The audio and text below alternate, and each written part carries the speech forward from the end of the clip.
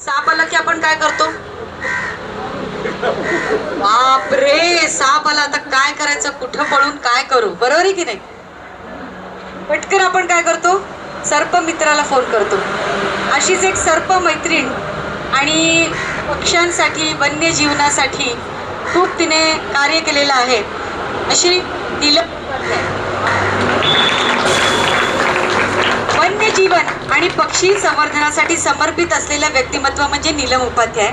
गेली 15 वर्ष त्या एक्झोटिक ॲव्हिकल्चरिस्ट म्हणून विदेशी पक्ष्यांचे संवर्धन, आहार, आरोग्य व्यवस्थापन या क्षेत्रात कार्यरत आहेत. त्या वाईल्ड लाईफ रेस्क्यू मावळ पुणेच्या सचिव आणि खजिनदारही आहेत.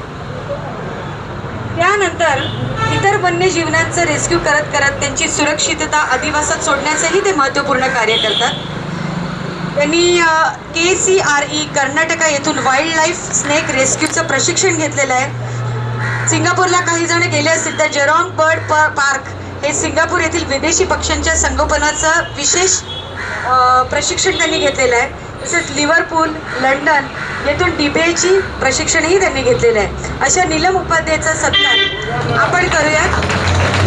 मी हेमाताईंना विनंती करते की त्यांचा सत्कार त्यांनी करावा.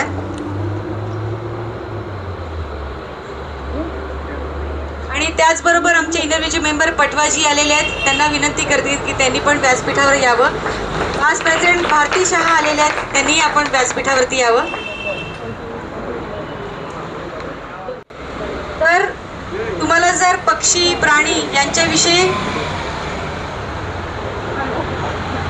प्रेम असेल तर असंही वेगळं क्षेत्र तुम्ही निवडू शकता.